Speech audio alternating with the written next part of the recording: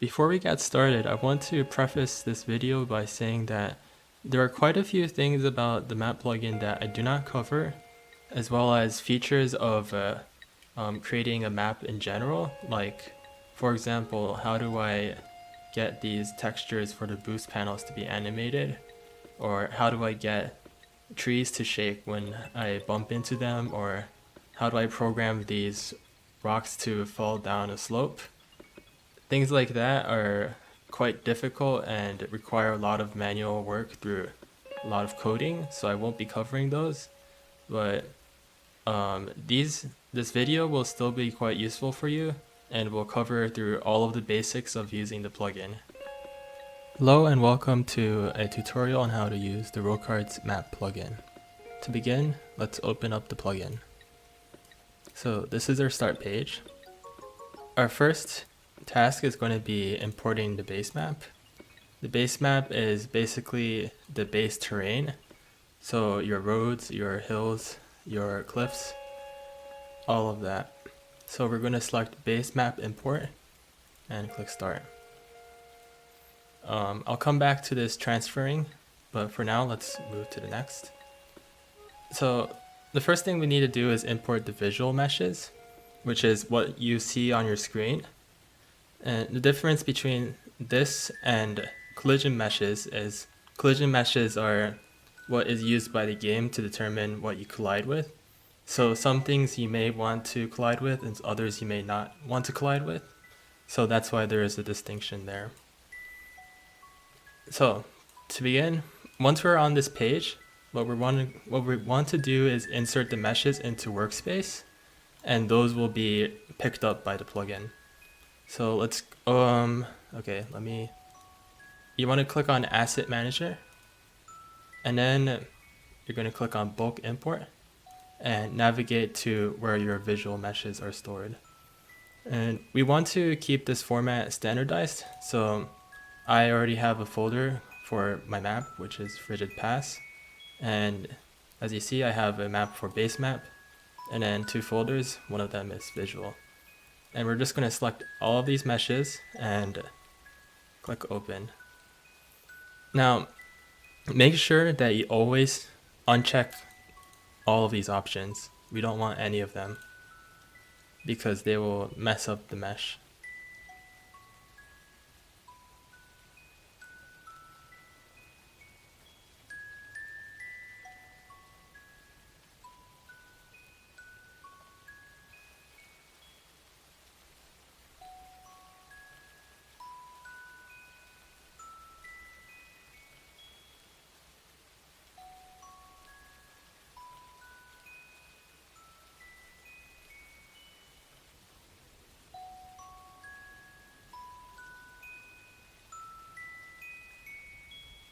Okay, our meshes have been fully imported.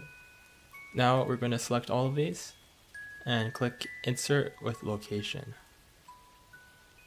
Now once that happens, the plugin has already recognized that all of these are our visual map. So we do not want to move any of these meshes using the studio tools. So do not rescale or reposition them. Instead, we're going to use this set map scale to determine what scaling we want. So I just set it to 20.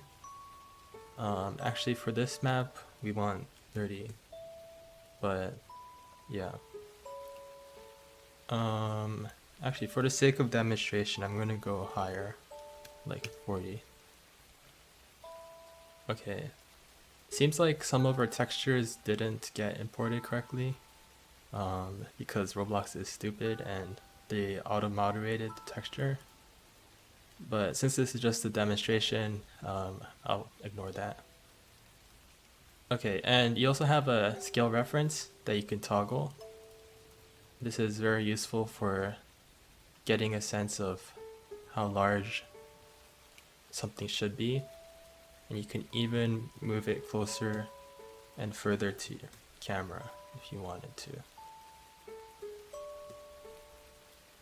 And also there is you can select the primary part of this entire model, which is basically saying one of these is going to act as the root or the parent, and every other part will be connected to that one. And this is actually not important for the base map at all.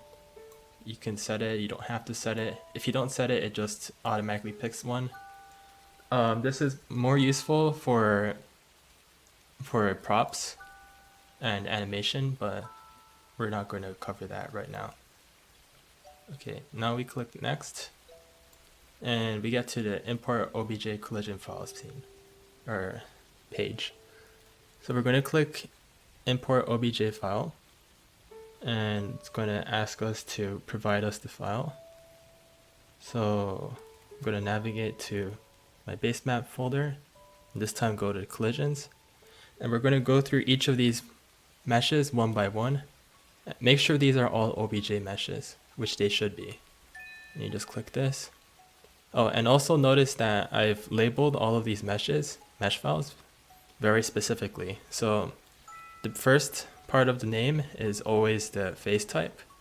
And there are 3 face types in this. There's solid, trigger, and zone. And then the second, I put the name of the specific collision type. And I'll get more into detail about this, but anyways. So as you can see, the plugin automatically recognizes that this is a solid based on the fact that the first part of the name has the word solid in it. So that's why we want to put these in a name so that it's just faster when you're importing them. And then now we have these things called attributes, which are different properties that you can tie to a specific file that you imported. So for example, this is a solid boost. We want it to act like a boost, so we're going to go to isBoost, set that to true, and add it. And if you want to delete these attributes after you've added them, just click here and it gets cleared. But we do want that. And boost power is just setting how strong the boost is supposed to be, so you can have a really weak boost or a really strong boost. Yeah, so there's actually quite a lot of these different attributes, and these are definitely subject to change. But so I'm not going to cover all of them specifically, but yeah. Oh, and one more thing. This is actually quite important. We want to set isRoad to true. The reason we do this is because later on in the plugin step, we're going to be generating the minimap, and the minimap is going to look through all of the geometry and pick out anything that has isRoad set to true. And since we want these boost pads to show up on the minimap, we have to set this to true. Otherwise it'll look like there's a gap here, and which is not the case, obviously. Yeah. Okay. Let's keep going. Cave road. It's a road. Set the attribute to true. That's just it. Cobble road. It's definitely a road. There's another attribute, tire sound, which is just saying what sound effect we want to play when you're driving on that material, which is very cool. We actually don't have a cobble sound, so I won't add anything, I guess. Plank road. Okay, for the planks, we actually do have a plank sound, so we're going to use that. Plank road, rock, we don't have anything. Oh, and if you add a file and you want to delete it, you just click that and it'll get removed. So we have to add that rock back. Oh, and also we want to put the name of the base map we're importing here. So solid snow. Solid snow. Oh shoot. Okay, hold on, I made a mistake. Solid rock is not supposed to be road. It's actually off-road. So we don't put anything. If we don't put anything on a solid, then it's just automatically assumed to be off-road. If the road is set to true, then it's road. No road is a road. Trigger out of bounds. So trigger is a phase type where basically if you hit the geometry, so the geometry doesn't actually stop you from moving, it doesn't collide with you like a wall would, but once you pass through that phase, then the thing triggers, as the name suggests, and does whatever it's supposed to do. So this trigger out of bounds is basically a trigger for when you, for example, fall into the water or go far off of the map that you're not supposed to go to, then the game respawns you. So in order for it to be recognized as off-road, or sorry, out of bounds, we want to go to trigger type. And right now we only have 2, but there's probably going to be many more. And we select out of bounds. This is one of our most common trigger types. And okay, then we have zones. Zones is slightly different, but also similar to triggers. The idea behind zones is you define a 3-dimensional shape. So it can be a cube, it can be a cylinder, and then if you have a point inside of that shape, then the code will recognize that it is inside the zone. So basically this is used for setting up things like different lighting zones. So let's say you entered a cave, you want the lighting to become darker because it's supposed to be a cave. That's where you would use a zone.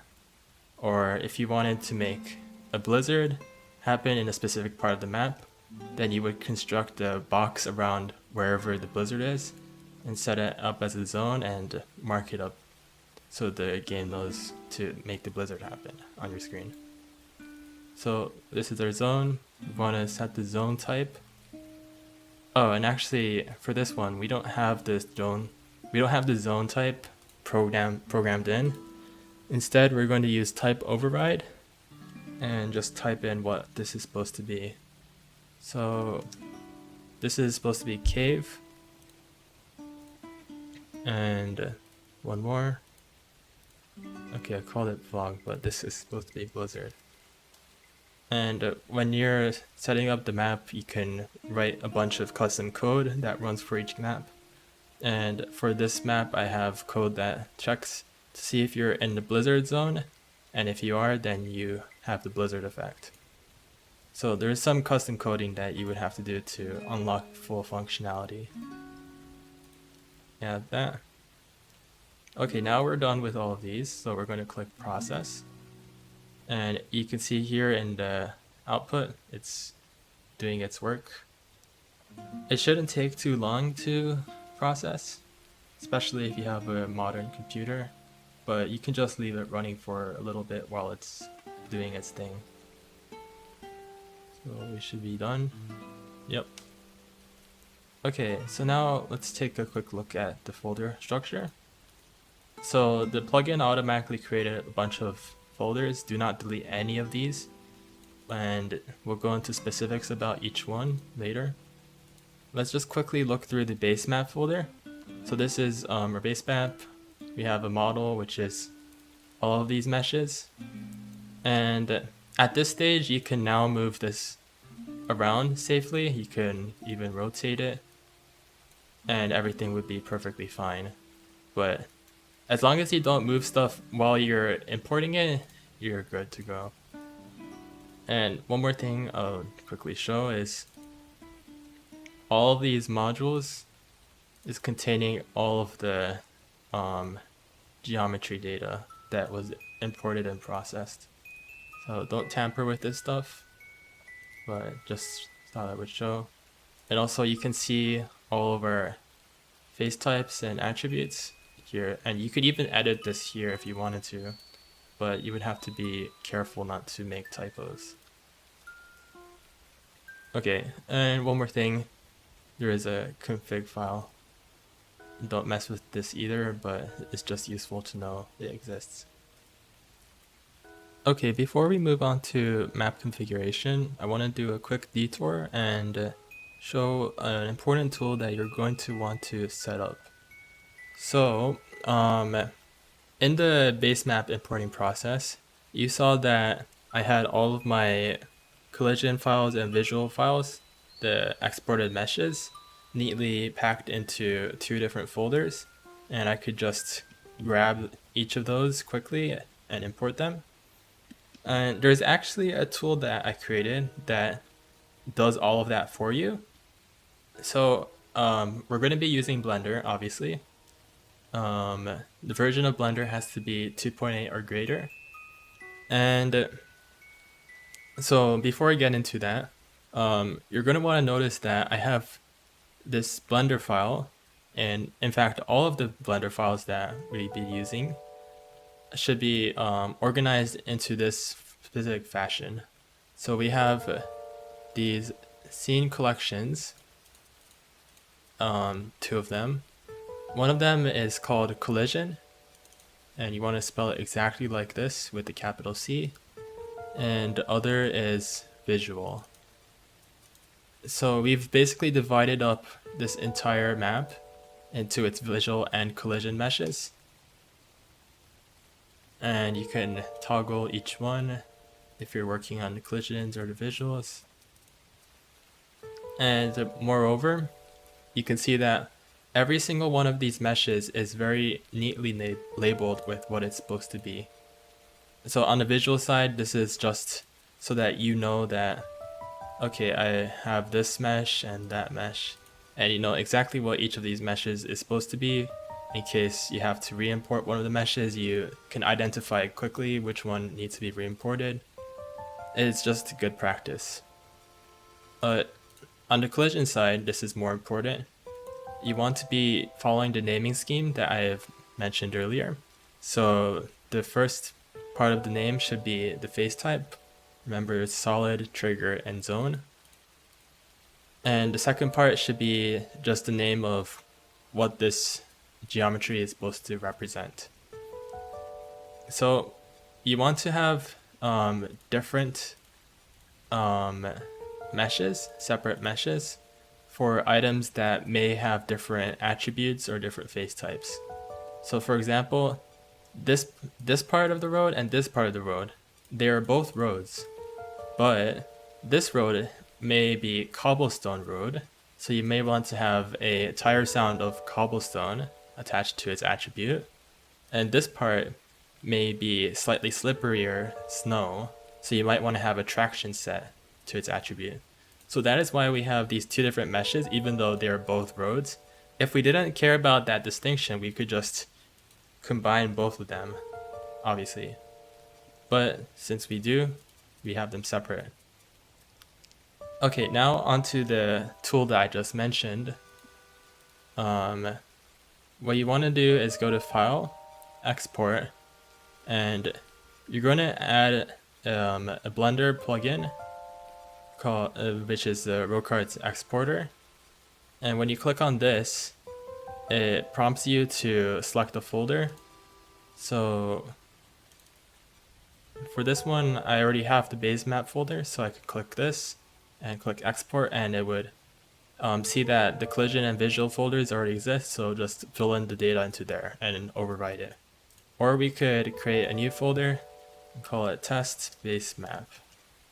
And then all you have to do is select it and click export. And now, if we go to the location of that folder, test base map, you see that it created two new folders, visual and collision, and everything that we wanted to have exported has been exported. So this is just a very convenient thing, especially considering that the props, we want to have separate folders for each prop, because if you're changing props around, you want to be able to quickly iterate and re-import, and to do that we need to have separate folders. So let me just quickly show you that. Yep, so we have all of these separate folders for each prop. So each prop has its own visual and collisions. And also, if we go to the blends, we have prop blends. Close that. And each of these meshes, like the tree for example, each of these is its own thing. So it has its own collision and visual collections, like I mentioned. Oh, and I won't be showing you how to install the Blender add-on, but I will be including the specific RoKarts add-on in the description of this video, and you can download it and install it yourself. And if you don't know how to install a Blender add-on, just look it up online. So it's basically just a Python script that you tell Blender about, and Blender just sets it up for you. Moving on. Okay, we're back in Studio, and now we're going to go over map configuration. But first, before I get into the nitty-gritty, I want to demonstrate one very powerful tool of map configuration. So first we're going to go to Configure Map, and then we're going to click the map that we want to configure, which is this. And then we get to the transfer data page. So the transfer function is extremely powerful because if you ever change anything about the base map, you're going to have to re-import it. And then once you re-import it, obviously you don't want to go through the trouble of replacing every single prop, every single track node, all of these things that get added in the configuration step. So we have this tool, and we actually have another map that we've already set up in advance. I'm going to use this as a demonstration tool. So let me just quickly position this so you can sort of see that this map is smaller than this map. So the size of this map is 30 and the size of this one is 40. And the reason why I'm pointing this out is because the transfer function has a very, very special ability, which is that when you change the size of the map, when you transfer over these props, everything gets rescaled accordingly, so that if you have a really small map and you place down a bunch of trees and then you transfer it over to a really large map, then obviously the trees are no longer going to be in the correct position because of the change in scale. But with this, everything is recalculated. So we have a list of everything that we can transfer. You can uncheck and recheck anything you want. You click overwrite, and now you can see that all of these props have been moved so that they respect this new scaling. So the trees are now further spread apart because the base map is larger and everything looks correct. Okay, moving on with map configuration.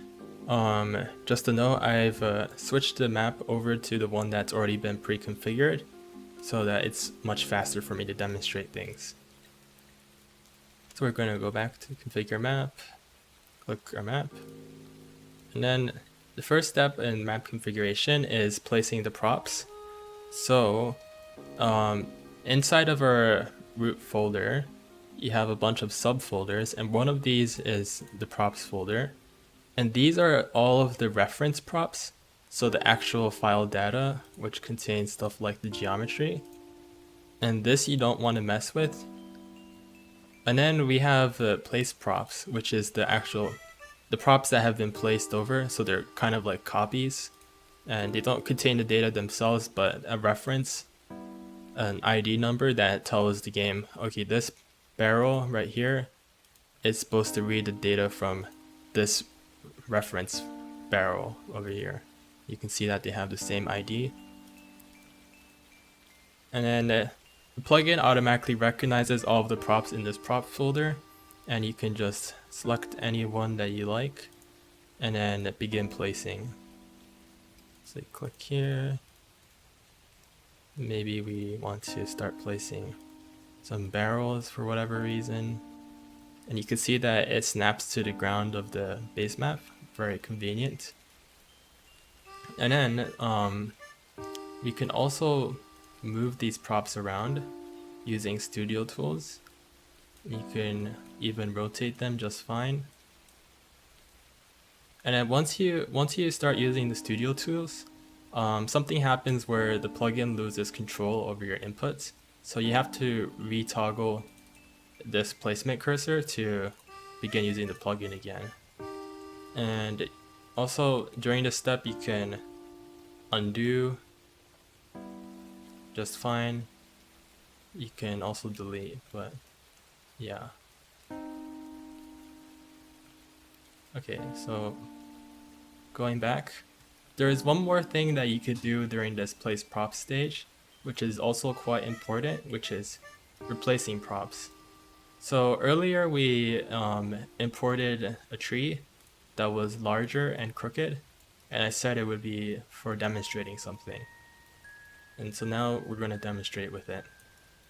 So this is our tree, and you might notice that the tree has an ID number, and this ID number actually corresponds to the other tree that is on this map, which is much smaller. That is because we used this other tree as the reference when we imported this new tree, so the ID just carried over. But we could change this out for anything else. And the important thing about this ID, and the reason why I'm talking about it, is because when we drag this tree into the props folder, the plugin recognizes that this tree has the same ID as this tree, so that they are basically the same prop but just different versions, and it swaps them out. So observe this. I take my tree, I drag it into the props folder, and watch what happens to the trees on this map. Boom. So now all instances of the tree one and this prop in this map have been swapped over for the new version. And you can see that because the trees are all crooked and large. Okay, I just undid that. You can undo things like that. Okay, moving on to the next step is placing item boxes.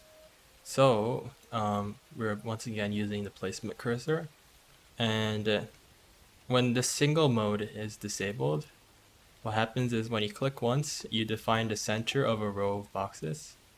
Oops, yep. And then so you define the center of a row of boxes, and when you move your mouse, it defines how long and what direction that row should go in. So you can see here that I'm setting up a line of boxes. And then you can obviously undo and do whatever you want. Yeah, you can have quite a few boxes. Or if you want to place them individually, you can click single mode and do that too. And when you're doing the non-single mode, the row mode I guess, you can also define how spaced out each item box is. So if I set the spacing to 10, it looks like that. If I set it to 20, then it looks like this. So you can see they're much more spaced out. Moving on, we also have placing coins, which is extremely straightforward. You just click to place, you undo, you can select and delete, you can undo that too. It's simple. And then moving on, now we get to something quite a bit complicated, which is track nodes. I'm going to quickly move the camera out so you can really see what's going on here. So you might notice that these nice blue lines follow the path of the track. But they don't follow just the track. They follow things like shortcuts and alternative paths. So this is mainly used for the AI. So the AI needs to know where to drive.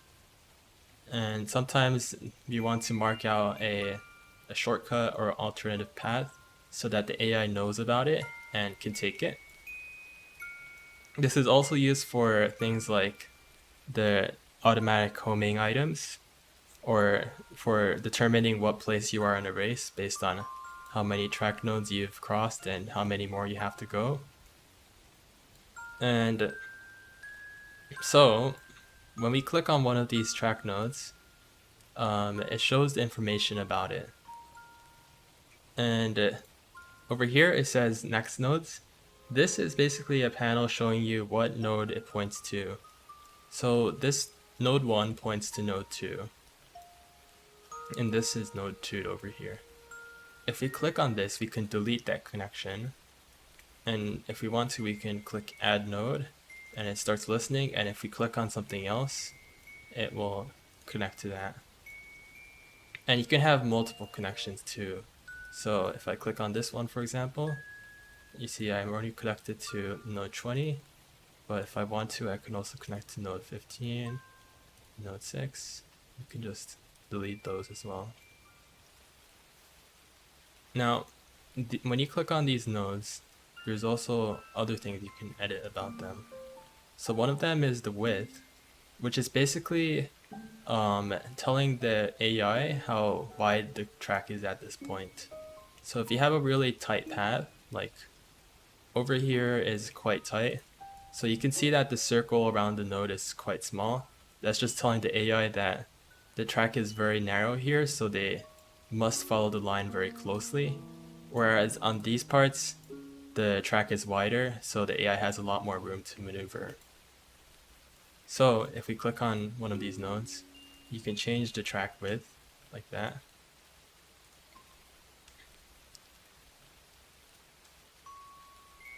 Okay, and another thing you can do with these track nodes is you can reposition them. And since you want these track nodes to be cast onto the base map, you don't want to be moving them manually with your studio tools. In fact, the plugin won't let you do that because it would break stuff. So instead you click reposition, and then it seems to disappear, but if you click somewhere else, then suddenly that node pops back to life. So we actually want it to be straight, so we're going to put it back there. Other thing to mention, you can obviously delete nodes just pressing the delete key. And another thing you need to know about this mode is there is no undo, because undo was causing quite a few issues. So if you make a mistake or you delete something, you just have to replace it. So go like that. That actually should be more like here. 100 maybe. There we go. Okay, other things about these track nodes. One of them is the node stage. Node stage is referring to key checkpoints, which is very important. Basically what key checkpoints are is they are points around the map, very specific points, that determine a race, essentially. So basically, if you don't cross all of these key checkpoints, then a lap won't count and you won't be able to proceed to the next lap. So these are just mechanisms to ensure that the player is actually driving through the course. When they cross the finish line, the game knows whether to award them a lap or not. So to control that, you set the node stage here.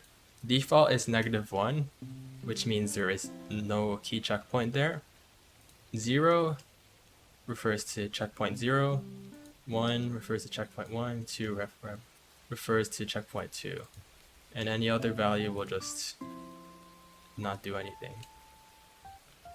Checkpoint 0 is always the starting line, and checkpoint 1 and 2 should be placed in areas where you know for sure that the player has to cross. Like for example over here, the player has no way to cross over this abyss. So we place this here because we know that this is a bottleneck that they have to pass through. So that's checkpoint 1, and checkpoint 2 is actually over here on the bridge. So we know for sure that the player is going to cross this bridge, so that's why we put it here. And I think I messed up something here, so 100. Okay. Okay. And there are other things about this that you should know. One of them is when it comes to these branching paths, the node that starts the branch, so in this case it would be node 79, this node is quite important for the AI's decision making. So this node, or sorry, actually not this node, but the node after the node that started the branch. So these two nodes are the beginning nodes of each of these branches, and these will contain information that helps the AI determine which path to take. So you'll notice that there's this need boost check mark, which is unchecked here and checked here. This is basically telling the AI that if the AI wants to drive on this path, they should take it only if they have a boost item, because this is off-road and you don't want to drive off-road without a boost. So it's just helping the AI make smarter decisions. And another thing is path difficulty. And in this case, these are both 0, but if a path difficulty is greater than 0, it's basically saying that this path is more difficult, so AI will be less likely to take it. So if you have an extremely tight path that is difficult to drive on, you want to set the path difficulty higher, so you don't end up with a ton of AIs driving down it and clogging it up. And finally, there's a placement settings. When you click on placement settings, right now there's only track width, but this is basically determining what the default track width should be when you place down a new node. So if I set it to 40, you'll notice that the circle around my cursor is smaller, and all of these nodes have really small widths. You can see that here. Let's delete those. And if you set it to something really large, like 200, then it's bigger, and when you click on new nodes, the width is set really large by default. It's just a good tool to know how to use. And that sums up everything about this track nodes, I think. Yep. Man, I'm losing my voice. Okay, moving on. Okay, this one is simple. So cart spawns, as the name implies, these are the 12 spawning locations in a race for the carts. So to set it up, you first click the forward center of the road where the starting line is. So it'll be over here.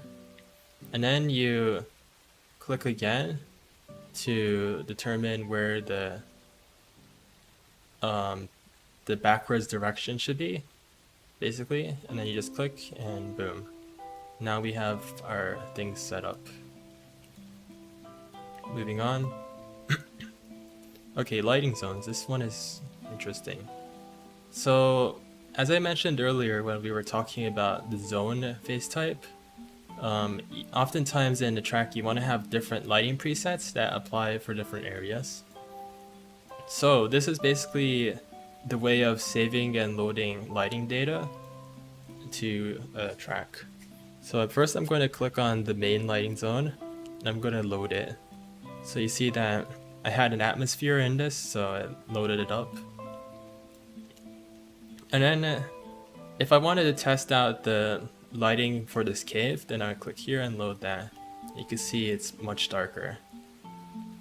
Or if I wanted to test out the lighting for the blizzard zone, then click load zone here. Load from. And how do you change these lighting zones? Basically what you do is you just change the lighting inside of Studio to whatever you want. So maybe I want to change the, oops, I can't change that actually. Maybe you want to change the outdoor ambient to green for whatever reason. And maybe you want to set the clock time to 12 o'clock. And maybe you want the atmosphere to be a lot thinner. Ooh, and the bloom is quite strong actually. Let me lower the brightness.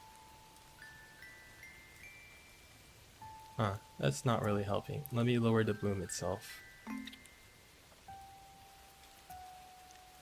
Okay, so this is our weird lighting zone. And all you would have to do is click on whatever lighting zone you want to set these settings to, and click apply to. But since we don't want to overwrite any of this data, we'll just create a new lighting zone and apply to that. And now if we load these, obviously the lighting is still there. If we click here, the new lighting is set. Now there's something very important about this that you should know, and that's that there are certain properties that you should not touch and will be completely ignored in this process. So one of them is ambient. Ambient is always set to 000. Color shift bottom and top are always to 000. Environmental diffuse scale and environmental specular scale are set to 1. Shadow softness is, or wait, is shadow softness part of that? Okay, yeah, shadow softness is always 0.5. Shadow maps are always on. Yeah, and that's it. But anyways, so those properties are always locked, meaning that you should not try to edit them because they will not respond to your changes. But everything else you can change. So let's just set this over here and delete this new zone. Okay, moving on. So camera paths. Camera paths is basically the cutscenes that play before a race starts. So it's the whole course introduction thing. And what you want to do is create paths that follow interesting areas. So like over here is quite interesting, so you might want a path that follows like that. Or maybe you want one inside of the cave. Maybe you want to focus on this pool over here, upon or water feature, whatever you would call it.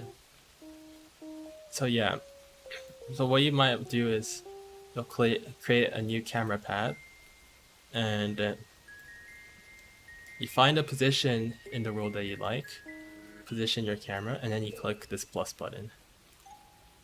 And now that position is saved as the node. And then if you want to create a second node, you click again. And now we have 2 nodes, so you can actually navigate between our 2 nodes with these 2 arrow keys. If you want to create a new node over here, do that, and then if we navigate back, let's say we don't like the position of node 2, we can reposition our camera to wherever, and then click take a picture to update the position. And then we can also delete the points, but I'm not going to show that. And then we can change the duration of our cutscene. So let's say 6 seconds. And now we can preview this cutscene. So you can see that our cutscene is created. If I delete node 4, and we preview again, then now you see that node 4 is no longer part of the cutscene. Oops. Yeah, so that's basically it. And then the cutscenes that you create go into this folder. The one we just created was cutscene 5. So to edit these cutscenes again, all you have to do is select one of them. Whoops. Oh no, what is this? What the heck did I just do? Okay. Yeah, so you would do that, and ooh, that's not right. This should be cutscene 2. Okay. Yeah, so you click on one of these, and then you click edit cutscene over here, and then boom, now you can edit the cutscene. And then if you want to, you can click here, edit cutscene 1, preview that.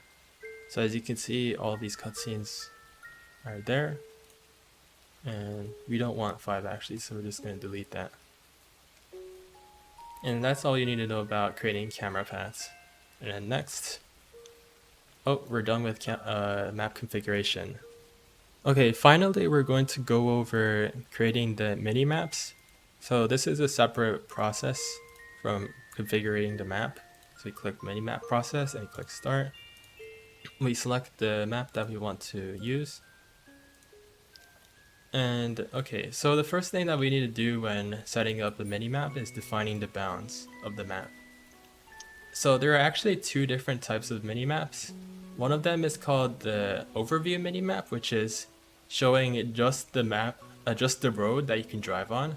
And this one is grayscale and transparent, and it basically just shows this road, and it's all zoomed out and stuff. And this is the one that's in blue. So as you can see, this corner is defined precisely to where the road surface exists. And we don't care about this off-road stuff. And you can set up these corners with these 2 points. And then the other type is detailed minimap. And that is like basically imagine a giant picture of this entire map in every single drivable surface from far up above, and it's like orthographic or flattened. So this is used for showing the player exactly where they are and what their surroundings look like. And it's not grayscale, it shows you like trees and houses, every little detail. So that's in green. And this detailed minimap is always going to be larger than the overview minimap because there's a lot more areas that you can drive to. So for example, if you drove over to this part of the cliff and you jumped off, then you would see this ocean over here. So we need to make sure that the minimap covers that area. Okay. And here's where we start generating the detailed minimap. So what you want to do is basically close out of all of these different tabs so that you have the largest studio window as you can possibly have. And then you're going to see that there are these black bars on your screen now. And this is basically following those borders that you set up for the detailed minimap. And we want to take a picture so that we get the entire area. And right now you can see that the bottom and top seem to be cut off. So what we want to do is zoom out. And to zoom out we have 2 options. One of them is changing the camera height. So if I set it to 700, zoomed out, 800, now you see we're not cut off anymore. And you can even go further if you wanted, like that.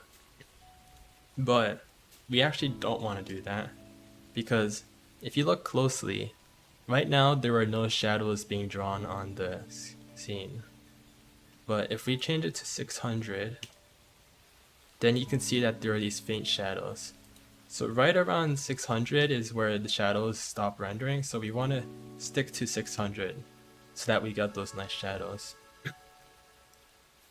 So if that's the case and we can't change this camera height above 600, then how do we get this whole picture? What we can do instead is change the map scale. So right now it's 0.08. If we lower this to 0.07, then it zooms out a bit while keeping the shadows. 0.06, and you see that we have this whole thing set up nicely.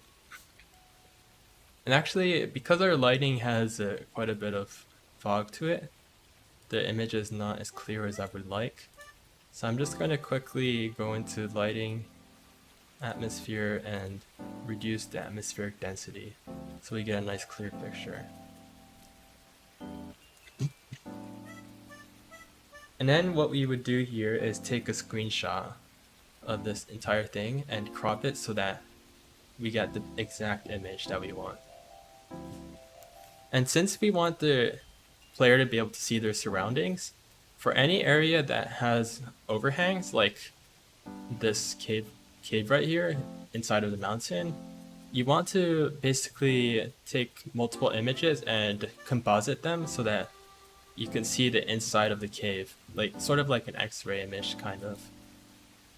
So to do that, when you're modeling the map, you want to make sure that you can make certain things invisible and expose those interior areas.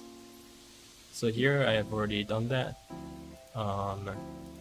First let's take the picture of the general scene. And we have it here. Just gonna save it as ground.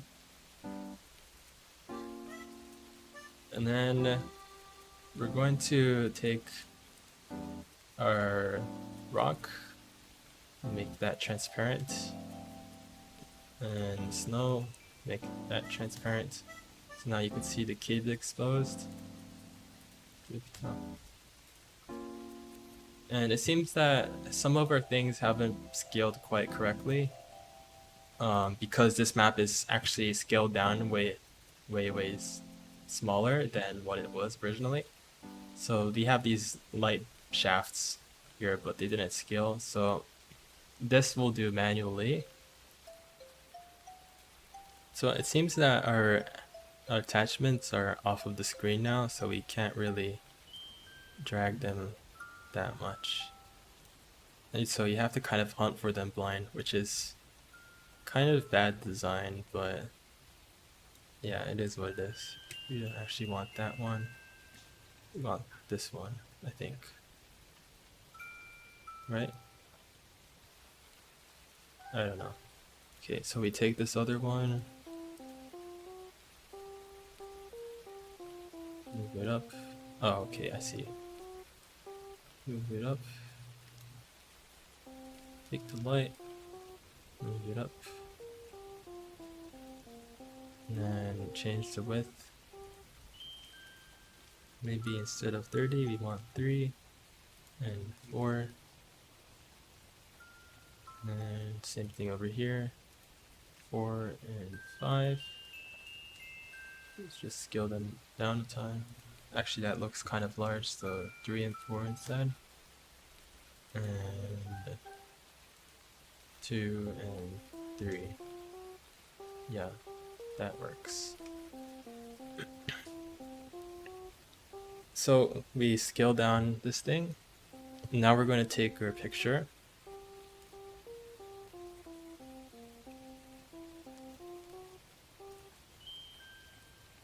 Now we have the cave.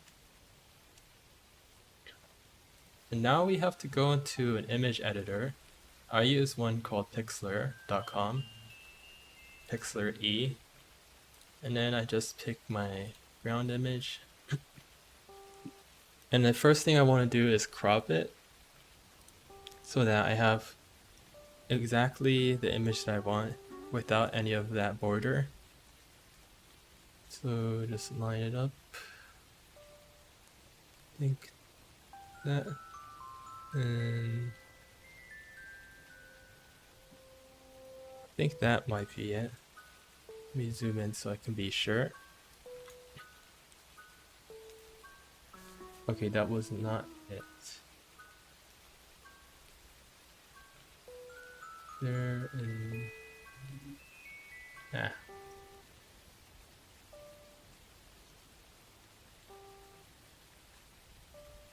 I think that's it.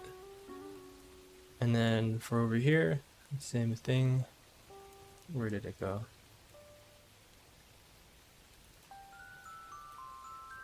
Okay. Zoom in. And then we lean it up. And we apply it. Okay, so we've cropped that. And then we're going to take our second image. And okay. Actually, first thing I'm going to open up the second. And then we'll open this cave. And we're going to do the crop once again. So over there and over there should be good. Crop it. File, save.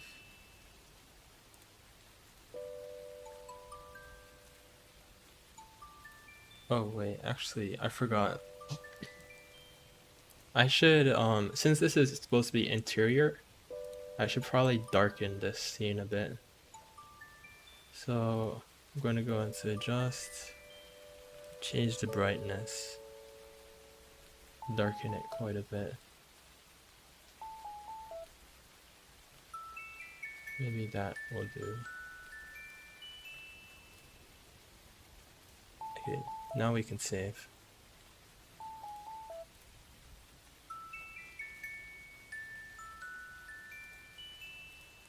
And then we're going to add that image as a layer. Line up the corners. And then we're going to go into our eraser tool. Make that larger.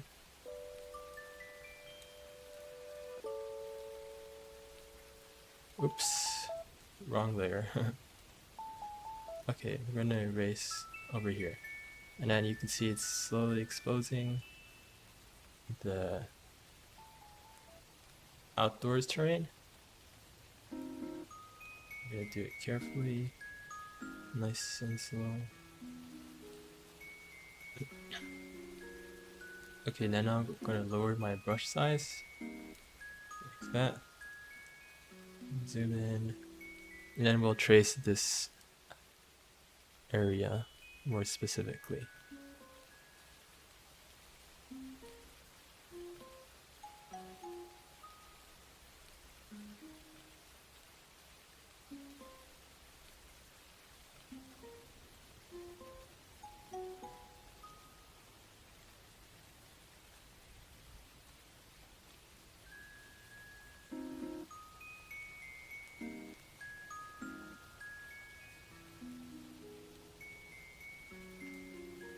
Okay, and that should do it. So if we zoom back out, it looks something like this, which is kind of weird looking, but when you're all zoomed in to the scale that is going to be used in game, then what you see is kind of something like this. So yeah, actually it's probably zoomed in even more. It might look like that. Okay, so now we're going to save this image. We're going to call it rigid path minimap, and we'll do that. And then we're done with this detailed minimap. And now we're going to move on to the overview minimap. Okay, now we're going to cover creating the overview minimap. And to do that, we're going to need to set up some external programs first. So first, I want you to go to python.org/downloads and download Python 3.9.5. Or actually, the version doesn't matter, just click on this download button. It's probably going to change as Python evolves. But so we install and download the installer. We click on installer, and we're going to click install now. But before we do that, make sure that you click add Python 3.9 to path. Make sure this is enabled, and then you click install. If you accidentally install without having Python for path, that checkbox, then all you have to do is just go back to this installer, click uninstall, and then reinstall with it checked enabled.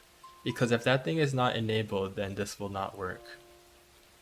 Okay, so now we've set it up, and next we're going to go to our command prompt.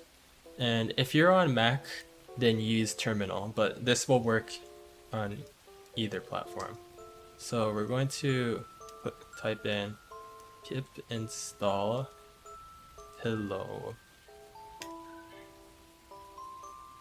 It seems like I've already got pip installed. I've already got this pillow program installed, which is fine, but if you don't have it installed, then it'll install. And then next we're going to type in pip install ujson. And once again, I have this installed already, but you probably don't have it installed and it'll download something. Now we're done with that, and you're going to want to download the Minimap exporter Python. It's a Python script. I'll have it linked in the description of this video. And once you have it downloaded, what you're going to do is you're going to right click it and open with Python. And this will open up a window that should say listening on localhost 8080. And you're going to keep this running. And now let's go back to Studio.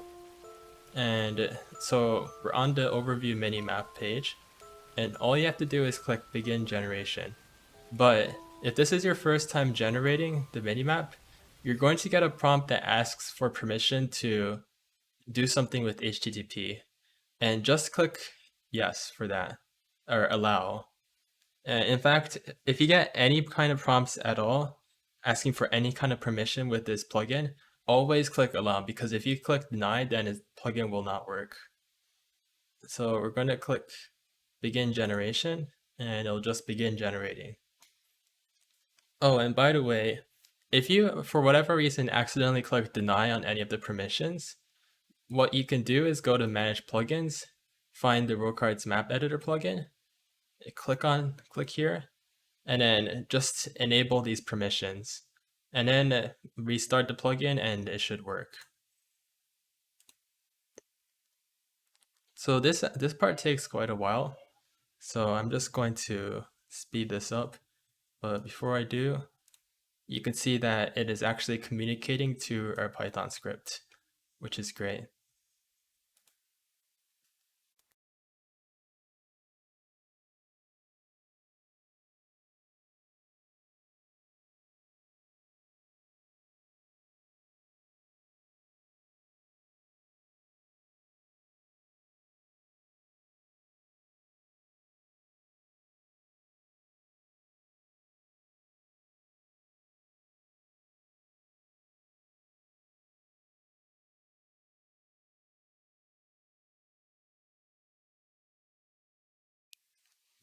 Okay, we're almost done with the transmit. So, and now it says it's completed, and you should see that there is now a prompt for you to save the file. So we'll call it Minimap test, and we'll save it to my downloads, and now it's done. So the file, or the program, automatically closes itself, and now we have our fully rendered and exported PNG of our minimap. And that's all you need to do. Let me click finish, and we're done.